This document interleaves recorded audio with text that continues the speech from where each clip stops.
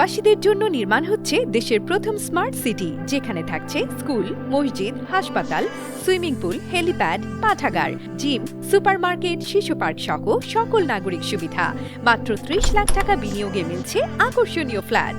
Platinum ইনভেস্টরদের জন্য ঢাকা বিমানবন্দরে ভিআইপি প্রোটোকল সুবিধা। বিস্তারিত জানতে যোগাযোগ করুন স্ক্রিনে দেয়া হোয়াটসঅ্যাপ অথবা ইমো নাম্বারে।